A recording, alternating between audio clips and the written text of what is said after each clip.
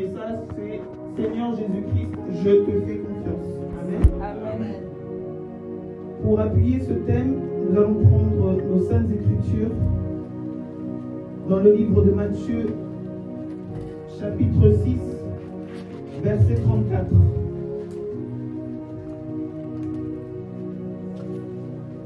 Matthieu 6, verset 34. Est-ce que nous pouvons nous lever pour honorer la parole du Seigneur, s'il vous plaît?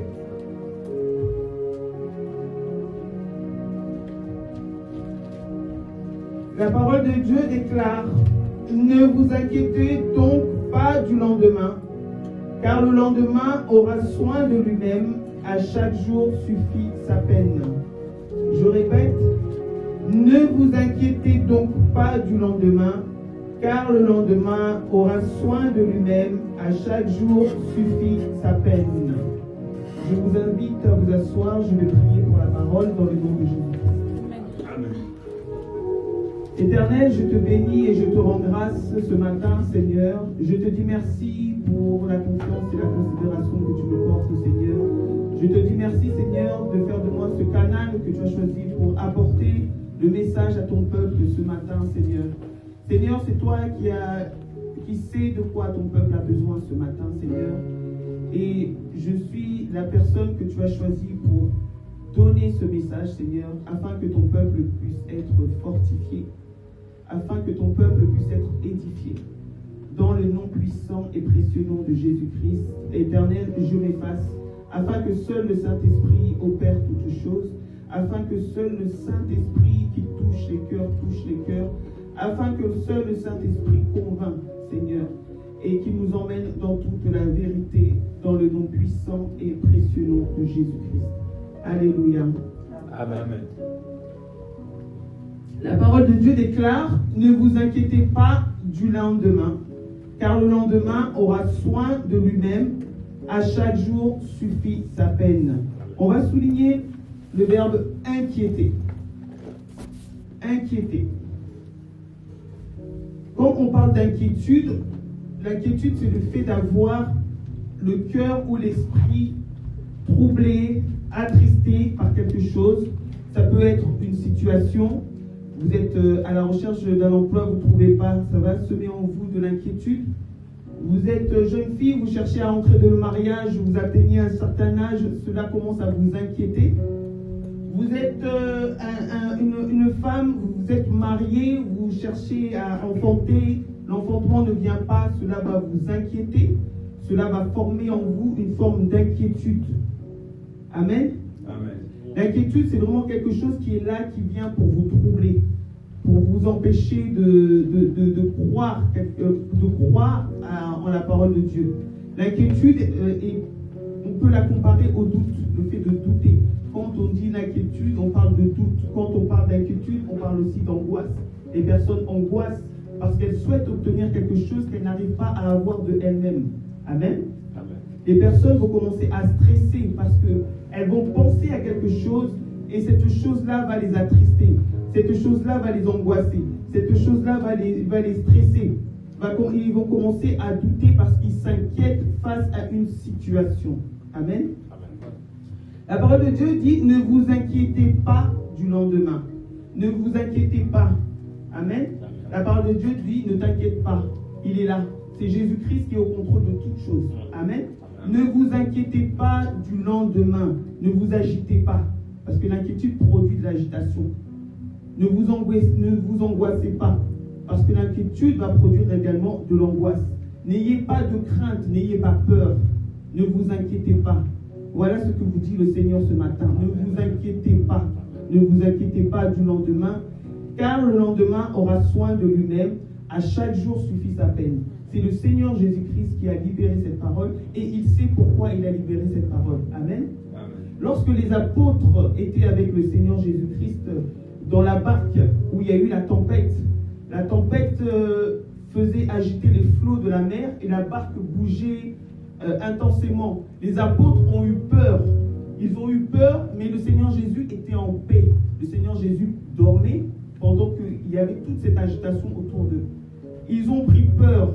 Le Seigneur Jésus-Christ leur a dit: Pourquoi avez-vous peur, gens de peu de foi? Amen. La peur, l'inquiétude caractérise souvent les personnes qui manquent de foi. Amen. Qui manquent de foi envers leur Seigneur Jésus-Christ. Une personne qui s'inquiète, c'est une personne qui doute. Une personne qui s'inquiète, c'est une personne qui a peur. Qui a peur. Et généralement, la peur, elle saisit souvent les personnes qui cherchent à porter les problèmes toutes seules. Amen. Qui cherchent à faire les choses de eux-mêmes. Qui cherchent à gérer une situation de eux-mêmes. Des situations compliquées. Les personnes vont chercher à vouloir faire de eux-mêmes, de porter la chose. Or que le Seigneur Jésus-Christ nous dit dans sa parole, venez à moi, vous tous qui êtes fatigués et chargés, donnez-moi votre joug et je vous donnerai le repos. Amen. On a souvent tendance, en tant qu'enfant de Dieu, en tant que chrétien, de vouloir porter les choses tout seul, de vouloir faire les choses de nous-mêmes, de vouloir réfléchir de nous-mêmes, de vouloir poser des actions de nous-mêmes. Mais le Seigneur Jésus-Christ, il nous dit dans sa parole, ne vous inquiétez pas. C'est lui qui le dit, c'est le Maître qui le dit, c'est Yeshua. Peu importe la situation que tu traverses actuellement, peu importe ce que tu es en train de vivre actuellement, le Seigneur Jésus-Christ te dit ce matin, ne t'inquiète pas. Amen. Chaque jour suffit sa peine, ne t'inquiète pas. Amen. N'aie pas peur du lendemain. Le Seigneur te dit, n'aie pas peur de ton avenir, n'aie pas peur de ton futur. C'est lui qui connaît toutes choses. Nous, on ne connaît rien. On se rappelle un peu des choses passées, on vit le présent, mais on ne connaît pas les choses futures qui vont venir. On ne connaît rien. Aujourd'hui, tu es là, demain, tu ne sais pas si tu seras là. Aujourd'hui, tu es comme ça, demain, tu ne sais pas qui est-ce que tu peux devenir. Amen. Mais c'est le Seigneur Jésus-Christ qui connaît toutes choses. C'est le Seigneur Jésus-Christ qui connaît ta destinée. C'est le Seigneur Jésus-Christ qui sait qui tu es et qui tu es appelé à devenir. Amen. Si tu t'inquiètes, c'est tu doutes de lui, tu doutes de ce qu'il peut faire dans ta vie. Tu doutes de ce qui peut transformer ta vie. Amen. Et le doute est contraire à la foi. La foi, c'est les personnes qui suivent le Seigneur Jésus-Christ. La parole de Dieu déclare que le juste vivra par la foi. Amen. Une personne qui vit par la foi, c'est une personne qui a du mal à douter. Parce qu'elle a foi en Jésus-Christ. Elle a foi en ce qu'il a fait sur la croix de Golgotha. Elle a la foi. La foi. Le juste vivra par la foi. Comme ce fut le cas d'Abraham. Abraham, lorsqu'il a quitté sa patrie, lorsqu'il a quitté sa famille, il est parti, il ne savait pas où il allait, mais il avait la foi parce qu'il savait que la personne qui lui a dit de quitter sa patrie, quitter sa famille, était au-dessus de toutes choses et connaissait toutes choses, connaissait son devenir, connaissait son avenir, et cette personne-là allait la conduire dans sa destinée. Amen. N'ayez pas peur, ayez la foi, n'ayez pas peur. Amen. Bien-aimés, vous savez que plus on grandit dans le Seigneur, plus les épreuves sont très grandes. Amen. Plus tu avances dans ta marche avec le Seigneur, la marche avec le Seigneur qui est très, très, très, très longue, plus les épreuves aussi sont très, très, très, très, très difficiles et parfois très, très, très, très longues. Amen. Si tu n'as pas la foi, si tu n'as pas la foi en notre Seigneur Yeshua, tu auras beaucoup de mal à avancer dans ta destinée, tu auras beaucoup de mal à traverser les épreuves à laquelle nous sommes confrontés tous les jours, à laquelle tu es confronté tous les jours. Amen. Tu auras beaucoup de mal. Parce que je vous le dis, par expérience, plus tu marches avec le Seigneur Yeshua, plus tu marches avec lui, plus tes épreuves sont grandes et difficiles. Si tu n'as pas cette foi-là en Jésus-Christ, si tu n'as pas confiance en Jésus-Christ, tu peux tout abandonner. Amen. Tu peux tout laisser. Si tu n'as pas la foi en Jésus-Christ, tu peux tout abandonner. Si tu ne lui fais pas confiance pour te conduire, pour te guider, si tu ne le fais pas maître de ta vie, tu peux tout laisser, tu peux tout abandonner. Amen. Tu peux tout laisser. Tu laisses tout. Tu dis, moi c'est bon, j'arrête, c'est fini. j'arrête. Ça fait des années que je marche avec le Seigneur Jésus-Christ. Jusqu'à présent, je n'ai pas reçu la guérison. Ça fait longtemps que je marche avec le Seigneur Jésus-Christ. Jusqu'à présent, tu n'as pas reçu l'enfantement. Tu n'as pas reçu le mariage. Tu n'as pas reçu diverses choses. Si tu n'as pas cette foi, tu es capable de tout laisser, de tout abandonner et reprendre le cours de ta vie. Amen. La foi en Jésus-Christ. Quand tu dis que tu as la foi en Jésus-Christ, c'est que tu dis en même temps, j'ai confiance en Jésus-Christ. Parce que tu as la foi en l'œuvre de la croix. Parce que sur l'œuvre de la croix, le Seigneur Jésus-Christ, il a dit, j'ai tout accompli. Il a tout accompli. Ta guérison a été accomplie dans la croix de Golgotha. Ton mariage a été accompli dans la croix de Golgotha. Ton enfantement a été accompli à l'œuvre de la croix. Amen. Tes études, là où tu dois aller, le poste que tu dois occuper, ça a déjà été accompli à l'œuvre de la croix. Lorsque tu réalises ça, lorsque tu médites sur l'œuvre de la croix, ça te pousse encore à avoir confiance au Seigneur Jésus-Christ. Ça te pousse encore à poursuivre ta marche avec le Seigneur Jésus-Christ. Parce que sur la croix, lorsque tu reçois la révélation de la croix de Golgotha, tu sais que tout est accompli. Tu n'as plus peur. Tu es en paix. Tu ne crains rien. Parce que tu sais que tout a été accompli il y a 2000 ans sur la croix de Golgotha. Il y a un homme qui a payé le prix pour nous. Son sang a coulé pour nous. Et il a dit, il a déclaré, Père, tout est accompli. Amen. Amen. Amen. Lorsque tu as la foi en Jésus-Christ, cela te permet de marcher avec assurance. Amen. Même si je peux dire même que quand tu as cette foi en Yeshua, tu ne regardes plus le problème, mais tu regardes la solution en Jésus-Christ. Amen. Le problème, il peut venir de part et d'autre, et parfois tout vient en même temps. Tu vas voir, il y aura une période dans ta vie où tu auras un problème de santé, problème de finances, problème, plusieurs choses qui vont venir s'accumuler dans une même période. Tu as à peine eu la nouvelle de cela qu'une autre nouvelle arrive. Tu as à peine reçu la nouvelle de cet événement, il y a encore autre chose qui arrive. Encore. Ça s'accumule. Tu as l'impression que tu ne vois pas le bout. Tu as l'impression que ça ne se finit pas, mais ça fait que de se rajouter. La première nouvelle que tu as reçue n'a même pas encore été opérée, qu'il y a encore une deuxième qui arrive, qu'il y a encore une troisième qui arrive, qu'il y a encore une quatrième qui arrive, qu'il y a encore une cinquième qui arrive. Et tu as l'impression vraiment que tu ne vois pas le bout de cette épreuve. Amen. Tu as l'impression que tu ne vois pas le bout. Si tu n'as pas la foi en Jésus-Christ, je te jure, tu abandonnes. Hein? Tu abandonnes. Tu laisses tomber, tu abandonnes, tu laisses tout. Tu laisses tout. Mais ceux qui t'aident à tenir, c'est cette semence qui est en toi. Tu vois? La semence qui est en toi, ça te permet de tenir, de t'accrocher. Même si c'est dur, même si c'est difficile, cette semence qui est au-dedans de toi, c'est ça qui va faire que tu vas quand même tenir. Même si tu es affaibli, tu vas quand même tenir. Amen. Même si tu as l'impression que tu n'en peux plus, que là, vraiment, Seigneur, là, je ne peux plus. Mais tu vas quand même te raccrocher au Seigneur Jésus-Christ. Tu vas quand même te raccrocher à sa parole. Amen. Maintenant, qu'est-ce qui fait que on a de l'inquiétude, qu'on manifeste de l'inquiétude, qu'on a peur, que ça ne va pas? Il y a quelque chose qui fait, c'est souvent le doute. Le doute provoque en nous de l'inquiétude. Le manque de connexion avec le Seigneur Jésus-Christ va provoquer en nous de l'inquiétude. Lorsque tu étais connecté au Seigneur Jésus-Christ, et du jour au lendemain, petit à petit,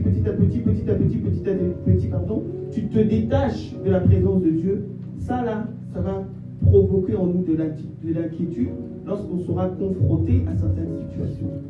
Le manque de la parole de Dieu. Quand on lit plus la parole de Dieu, parce qu'on sait que la parole de Dieu, c'est ça qui nous fortifie, c'est ça qui nous édifie, et c'est ça qui nous aide à résister contre le mal, c'est ça qui nous aide à tenir lorsqu'on est confronté à certaines situations difficiles. La parole de Dieu. Lorsqu'on n'a plus tous ces éléments-là, j'ai oublié le péché également. Le péché nous éloigne de la présence de Dieu. Et lorsque nous sommes éloignés de la présence de Dieu, vous savez, on devient vulnérable. La moindre nouvelle, la moindre chose, ça va provoquer en nous de l'inquiétude. On va commencer à être pas bien, on va commencer à angoisser, on va commencer à stresser, on va commencer à paniquer, on va commencer à manifester des doutes, on va commencer à manifester de la peur. Pourquoi? Parce qu'on est loin de la présence de Dieu.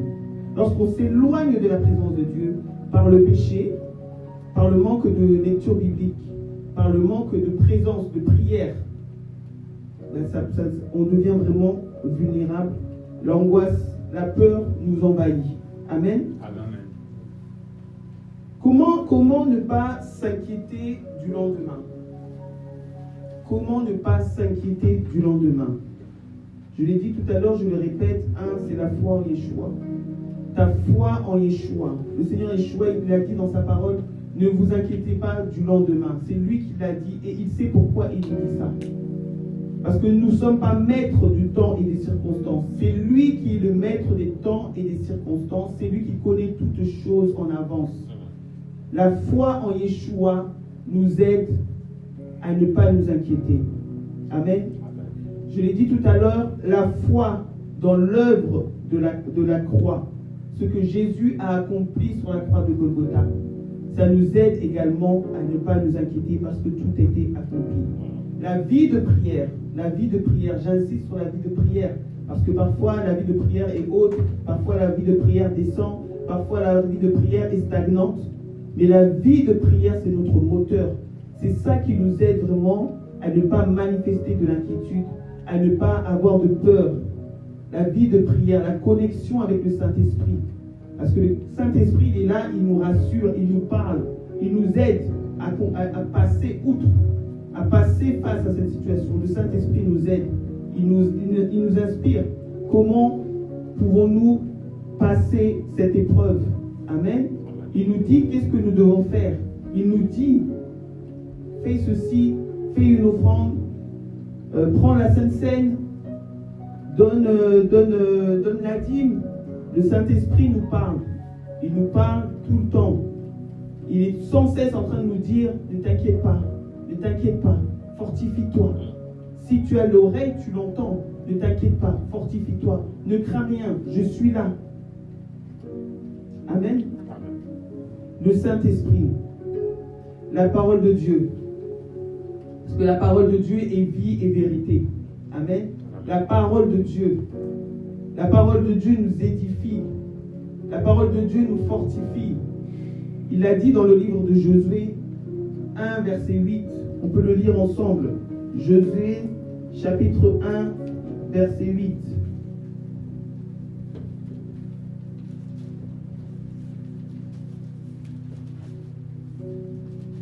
Josué 1, chapitre 8.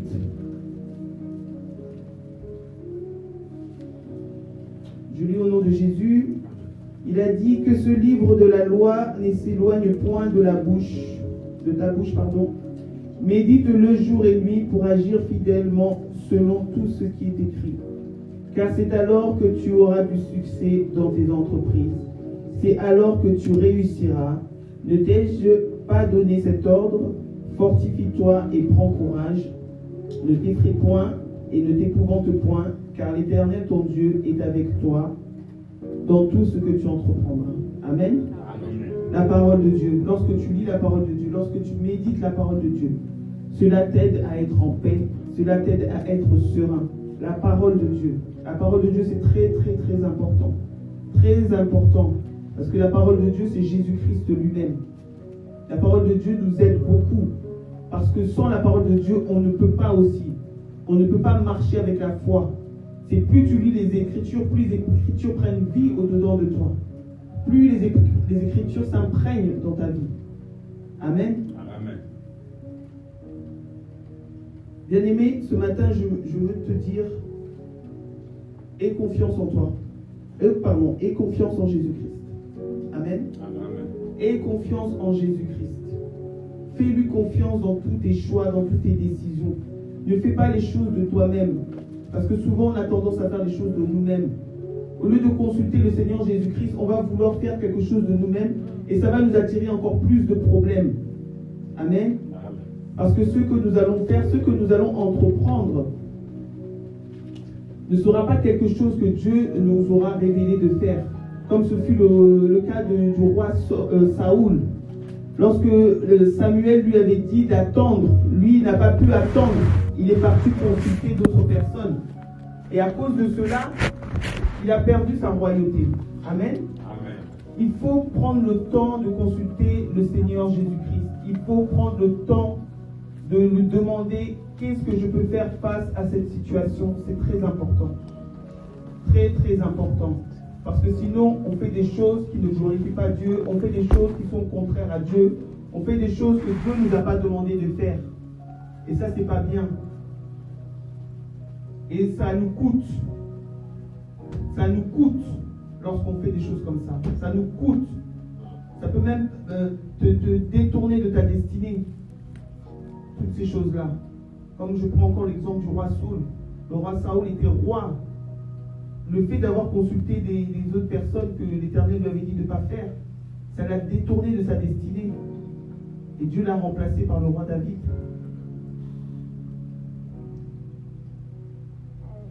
Il faut avoir confiance en Jésus-Christ.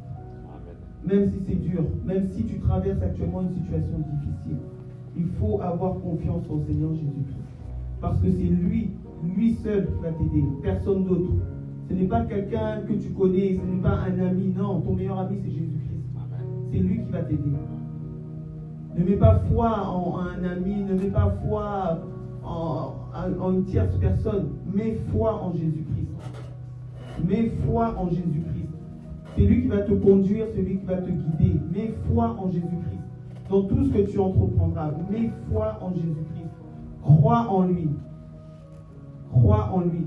Parce que le Seigneur Jésus-Christ, c'est ça qui lui plaît. Les personnes qui croient en lui, les personnes qui ont confiance en lui, c'est ce qui lui fait, qui lui plaît. Lorsque tu fais des choses contraires à lui, lorsque tu n'as pas foi en lui, c'est comme si il n'y a rien qui peut s'activer. C'est la foi en Jésus-Christ qui va faire que ton problème va être activé. Amen. Que tu recevras la solution à ton problème. Il faut que tu places ta foi en Jésus-Christ. Le Seigneur Jésus-Christ nous dit encore, ne t'inquiète pas. Ne t'inquiète pas. Je ne sais pas si tu traverses une situation difficile, mais le Seigneur Jésus-Christ te dit, ne t'inquiète pas. Il est là pour toi. Il sait de quoi tu as besoin. À chaque jour suffit sa peine. Chaque jour suffit sa peine. Ça ne sert à rien de penser à 2 jours, 3 jours, parce qu'on ne sait même pas si on sera encore là. On ne sait même pas si Dieu va nous garder encore sur cette terre. On est là, on se tracasse. On est là, on réfléchit. On est là, on fait des programmes. Mais on ne sait même pas si on sera encore là. Mais il n'y a que Dieu qui sait que si tu seras encore là pour accomplir cette chose, ou si tu ne seras plus là. J'avais un ami qui était parti en Thaïlande. Il avait commencé à faire un grand business là-bas, restaurant plus hôtel. C'était quelqu'un qui aimait beaucoup la vie. Il était speed, il aimait la vie. Malheureusement, cet ami a péri. Il a eu un accident de moto, il a péri. Et il a tout laissé. Il a laissé son restaurant, il a laissé son hôtel, il a tout laissé. Tout laissé. Parce que c'était quelqu'un qui aimait le business. Donc lui, sa vie, c'était le business. C'est comme si, vous savez, quand on aime quelque chose plus que Dieu, ça commence à devenir un peu comme de l'idolâtrie. Quand tu aimes plus l'argent que Dieu, quand tu aimes plus le travail que Dieu, quand tu aimes plus ton mari, ta femme que Dieu, ça commence à devenir comme une forme d'idolâtrie. Très difficile l'annonce, mais ça parle beaucoup. Ça parle beaucoup. Parce que le Seigneur Jésus-Christ dit dans sa parole, toujours dans le livre de Matthieu 6, verset 34. Matthieu 6, verset 34.